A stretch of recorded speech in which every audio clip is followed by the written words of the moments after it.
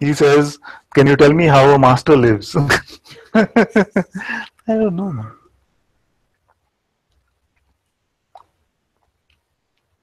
I can tell you what seemingly changed here without using any labels like master or anything.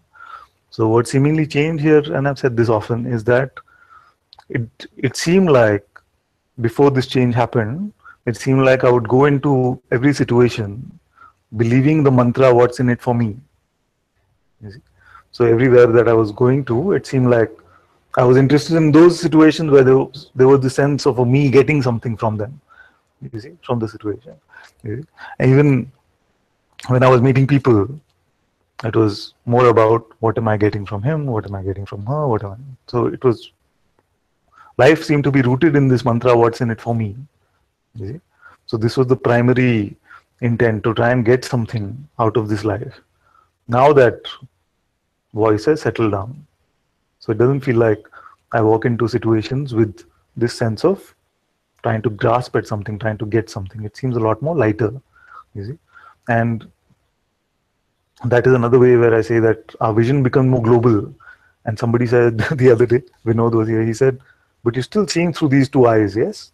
I say, the senses still function the way they used to function, but they're not, the sense of focus doesn't seem to be only on that which I feel I can get something from. Okay? So everything becomes lighter, everything becomes brighter, or at least seems to have become brighter. Because also when we see that when our attention is so much into our thoughts and we try to engage in the outer world, it can seem like the vision becomes blurry, you see. You can try to do that right now also. Try to think about something clearly and pay attention to something outside, an object outside.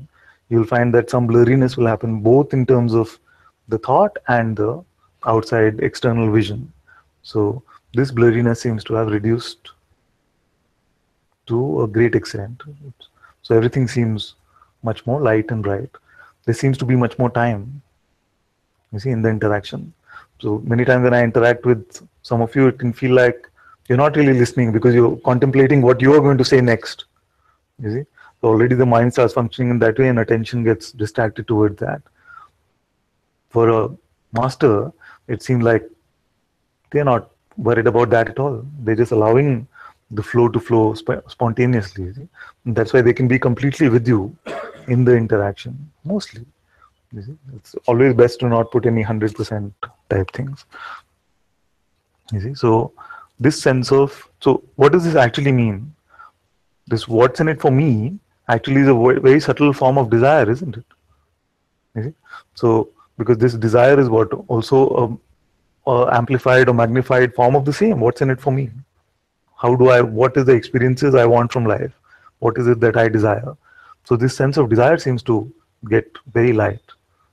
You see, we're not making specific requests from the universe or giving specific orders to the universe. You see. So many have this misconception also that, oh, once you're free or something like that, you can just command the universe to give you this or to give you that. And we also grew up reading some kind of stories like that, you see. But you find that there is nothing specific that you really want from this life. You see. So you find that that kind of desire is settled down. What is the second mantra, which is the mantra of the mind? Now, what should I do? What's in it for me? And the second is, what should I do? So this "what should I do," with the dissolution mostly of doership, this sense of what should I do also becomes very light. So this sense of both are interrelated in a very strong way, but this "what's in it for me" and what should I do starts to become very light. The rest of life remains pretty regular. This body is this body. I've not uh, got the ability to project this body into some railway station or some, you know, I want to pick up somebody from the airport, still have to get in a cab and get there. So that seems like this. The senses seem to be working normally. Okay. Mm.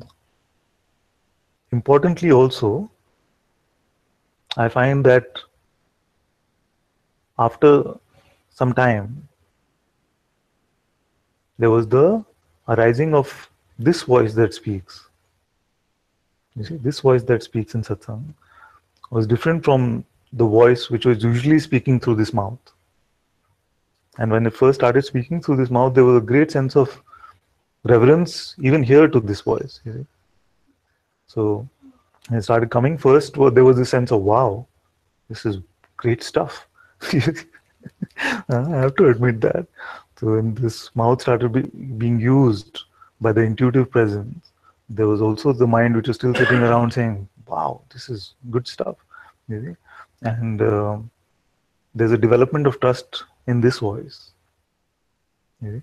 So after the 600, 700 satsangs that we've had, I find that this voice can be completely trusted to share this truth, so-called truth of satsang. You see, the company of the truth is shared in words through the presence of this voice, which is not the person's voice, which is not Ananta's voice. It is my father's voice. The voice seems to have changed midway through.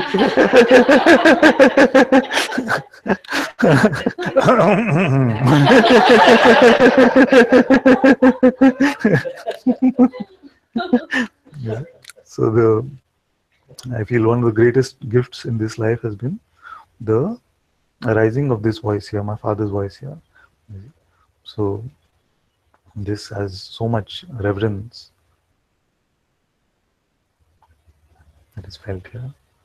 So the dropping of, to put it simply, the dropping of desired worship, these D's which are troublesome, the ego D's, you see, desire and worship, and the arising of this intuitive voice is what seems to have changed here.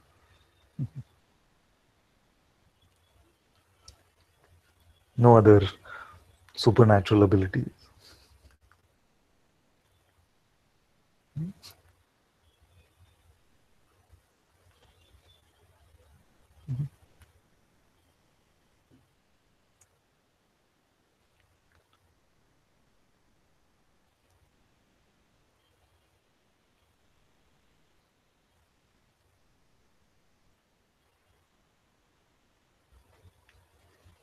So much love arises. Yes.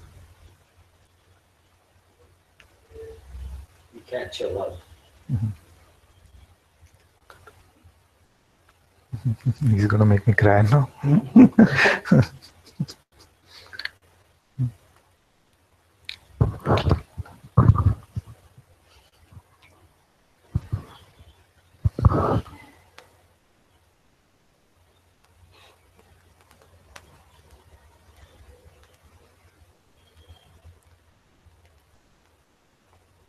I feel most importantly, what I want to tell you is that there is no difference. We are the same. We are one fundamentally, of course. That is why this is Advaita. But even in our phenomenal functioning, fundamentally we are the same. You see? It is just that most of humanity seems to be believing itself to be something that doesn't exist. You see? And all of us have that power. And there are some who are not believing themselves to be that which doesn't exist. That is it, actually. You see what I'm saying? If you can keep it simple like that, you see? Because the point of satsang is to reduce the seeming distance between us. I don't want to tell you things which make you feel like, oh, but that is too far from me because I still have desire. You see? I still feel like I'm the doer. You'll feel like that if you hear that, if you hear me say things like, oh, but the desire reduces and doership reduces. You see? So rather than focusing on that, I've given you a pointer which does all of this on its own. You see? Which is, as we are not believing the false, then all the truth is revealing itself on its own. And what is the voice of the false? It's only the mind, which is also consciousness. And yet it is the trickster part of consciousness, designed in the way to make us feel like we are personally involved in this game. So the letting go of this voice, that's all that is seemingly needed for the game.